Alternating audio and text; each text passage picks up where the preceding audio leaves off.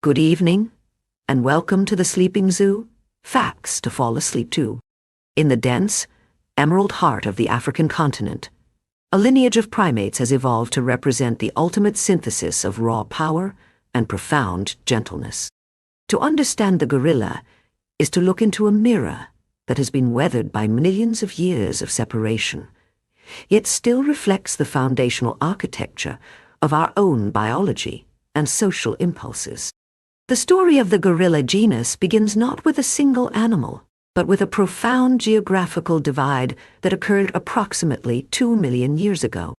This speciation event was driven largely by the winding, formidable course of the Congo River, which acted as a biological barrier that prevented the exchange of genetic material between populations.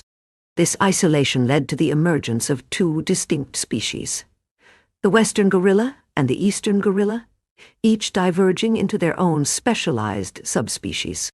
The western gorilla is split into the western lowland gorilla and the rarely seen cross-river gorilla, while the eastern gorilla comprises the massive eastern lowland gorilla and the famous high-altitude mountain gorilla.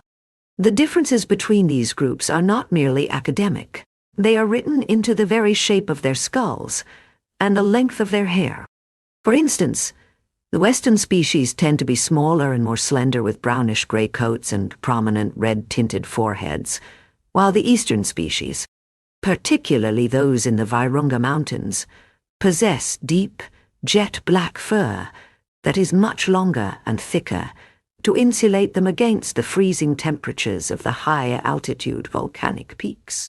The biomechanical engineering of a gorilla is a marvel of evolutionary adaptation designed for a life lived primarily on the forest floor. While they are members of the great ape family, their locomotion is defined by a highly specialized behavior known as knuckle walking. Unlike humans, who are obligate bipeds or monkeys that walk on their palms, the gorilla folds its fingers inward to support its massive weight on the dorsal side of its middle phalanges. This is supported by a unique skeletal structure, where the radius and ulna of the forearm are exceptionally thick, and the wrist bones are reinforced with interlocking ligaments that prevent the joint from collapsing under the pressure of several hundred pounds. This method of movement allows them to navigate the uneven terrain of the rainforest with surprising agility while keeping their sensitive palms protected from the thorns and stinging insects of the undergrowth.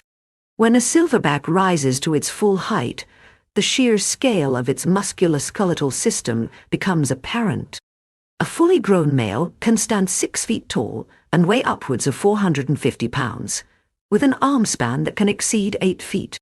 Their muscle density is estimated to be approximately 4 to 6 times that of a high-performance human athlete, a physical reality that is anchored by a massive skeletal frame. One of the most striking features of the silverback skull is the sagittal crest, a prominent ridge of bone running along the top of the cranium. This crest serves as the primary attachment point for the massive temporalis muscles which power the jaw. This anatomical necessity allows the gorilla to produce a bite force of approximately 1,300 pounds per square inch, which is nearly double that of a lion. This incredible power is not intended for hunting prey, as they are peaceful herbivores, but is instead used to strip the bark from trees and pulverize the toughest fibrous vegetation, such as wild celery stalks and bamboo shoots. The closeness of our connection to these creatures is found in the microscopic detail of their genetic code, where we share approximately 98% of our DNA. This proximity is so intimate that it extends to the very fingertips of the animals. Like humans, every gorilla possesses a unique set of fingerprints, but researchers have discovered an even more reliable method for individual identification known as the nose print. The unique patterns of wrinkles and the specific shape of the nostrils are as distinct as a human face, allowing field biologists to track individuals throughout their decades-long lives without the need for invasive tagging. This genetic overlap manifests most profoundly in their capacity for emotional processing. Gorillas exhibit a range of complex feelings that were once thought to be the sole province of humanity, including grief, humor, and long-term empathy. They have been observed holding wakes for deceased troop members, sitting in silent vigil for days, and even attempting to wake the fallen with gentle touches. In the wild, their cognitive sophistication is displayed through the use of tools, such as using fallen branches to test the depth of a swampy pool before crossing, or using stones to crack open hard-shelled fruits. These behaviors suggest a bridge of consciousness that has existed since our lineages diverged nearly 10 million years ago. A shared heritage that makes the study of their behavior a study of our own ancestral roots. The social architecture of the gorilla is perhaps the most sophisticated of all the non-human primates, centered around the silverback leadership model.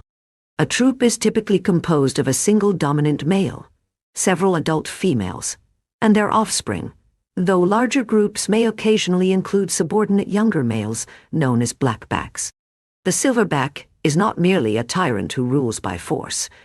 He is the protector, the navigator, and the ultimate arbitrator of peace.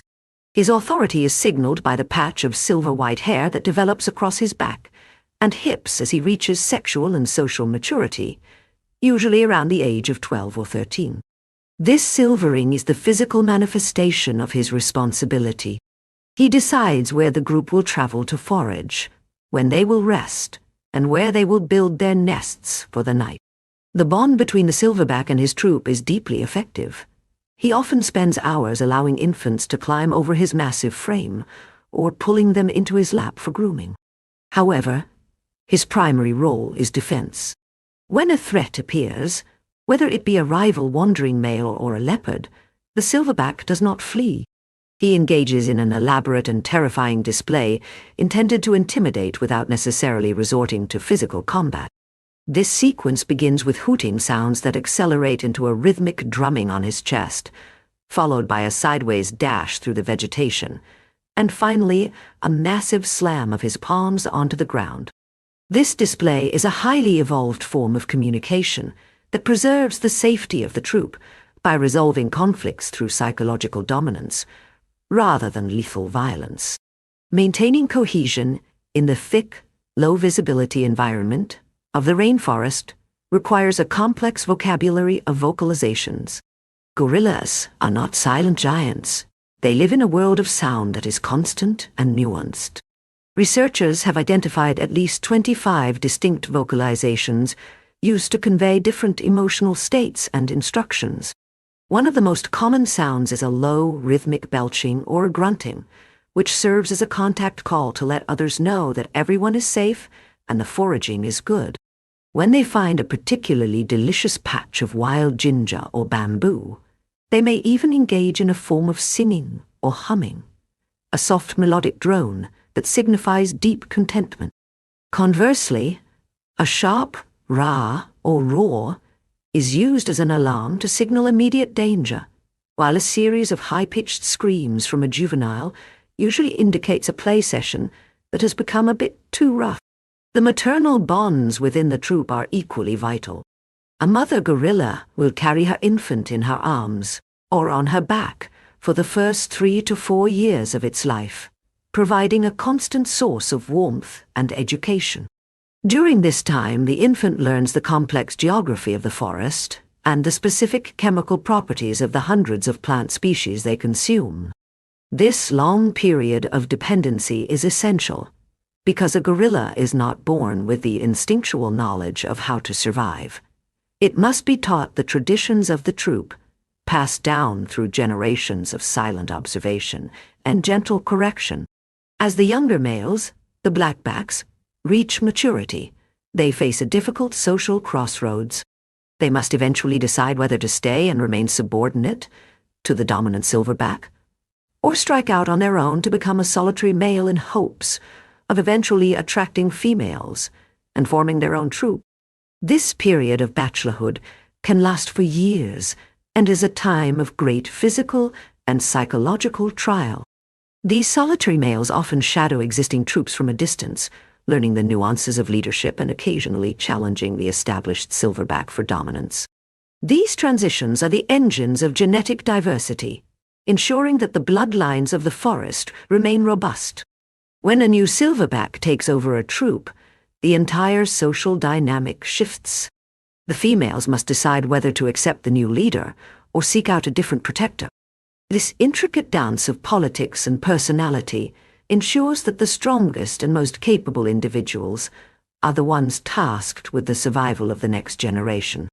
This social complexity, combined with their immense physical power and their quiet, thoughtful intelligence, makes the gorilla one of the most compelling subjects in the natural world. A creature that challenges our definitions of strength and our understanding of what it means to lead. The survival of these titans is inextricably linked to the botanical wealth of the African rainforest, as they are essentially massive biological engines fueled by the consumption of immense quantities of vegetation.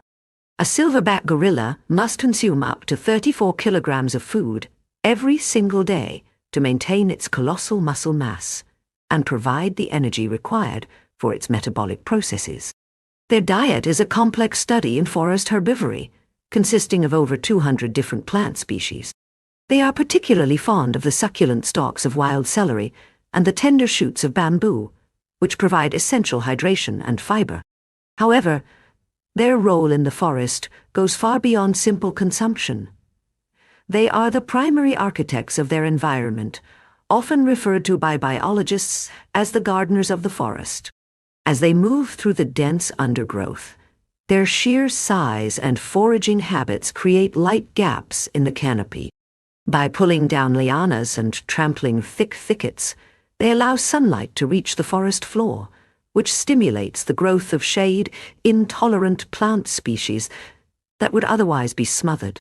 Furthermore, because gorillas consume vast quantities of fruit and seeds, they act as critical seed dispersers.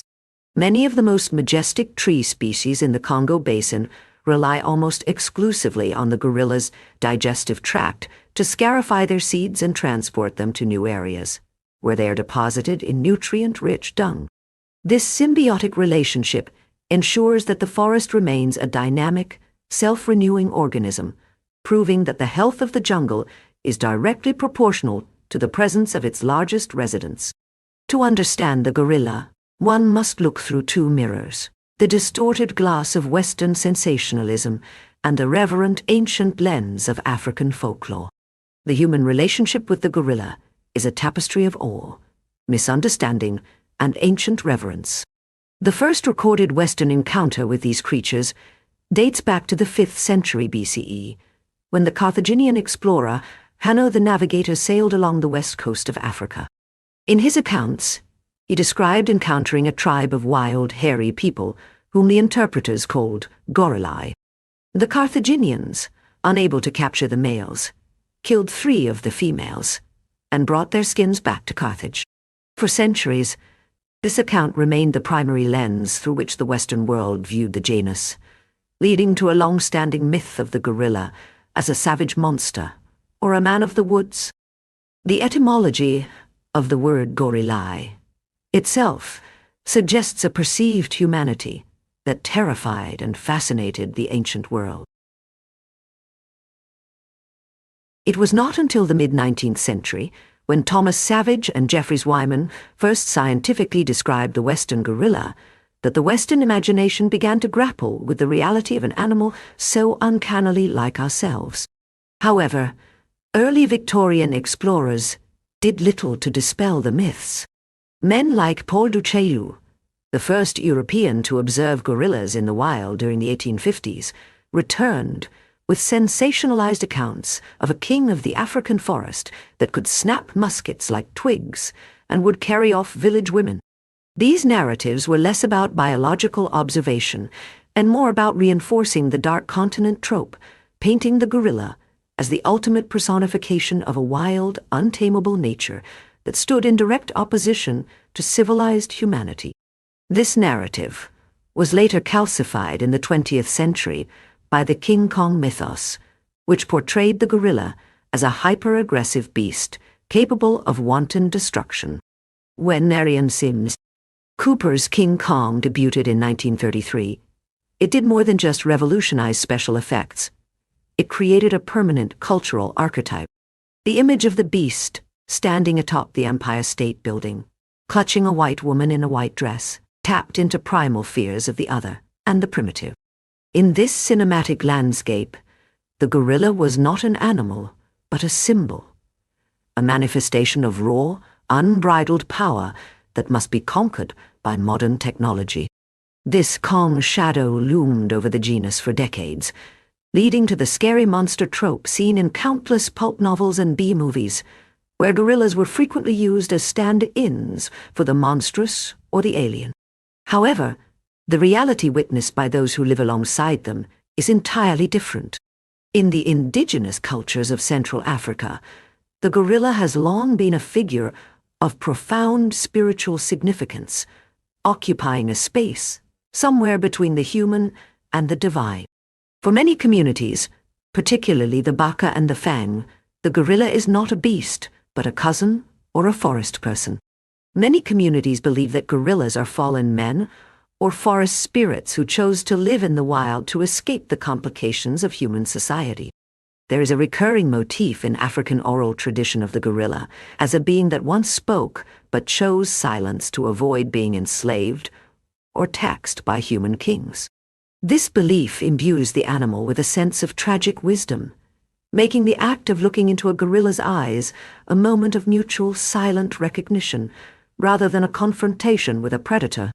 In certain oral traditions, they are seen as guardians of the forest's secrets, and their presence is often viewed as a sign of the land's fertility.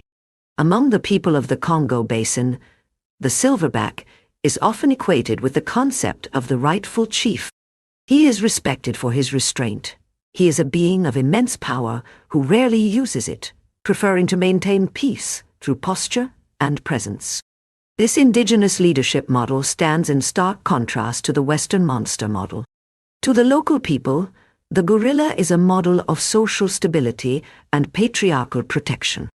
In some regions, medicine men believe that by observing the gorilla, they can learn the secrets of forest pharmacopoeia, as the gorillas are known to seek out specific barks and leaves to self-medicate, a practice now recognized by modern science as zooparmacognosy.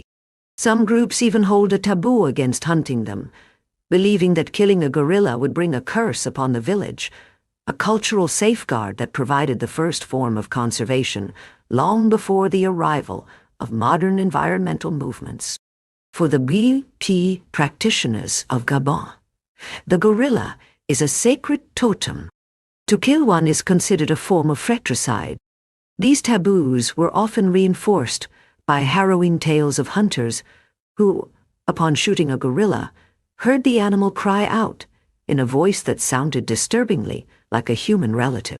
These cultural narratives acted as invisible fences, preserving gorilla populations for centuries by weaving their survival into the spiritual health of the human community. The shift in Western pop culture from monster to gentle giant only began to occur in the late 20th century, largely spurred by the work of Dian Fossey and the subsequent film Gorillas in the Mist. This marked a paradigm shift where the public began to see the gorilla through a lens of vulnerability and maternal care. Suddenly, the Kong of 1933 was replaced by the Kong of Peter Jackson's 2005 remake, a lonely, sentient, and grieving creature. This new noble savage of the forest archetype was further explored in films like Mighty Joe Young and the rebooted Planet of the Apes franchise, where Caesar, a chimpanzee, is often flanked by Maurice, a wise and gentle orangutan, or gorillas who act as the stoic, protective guardians of their society.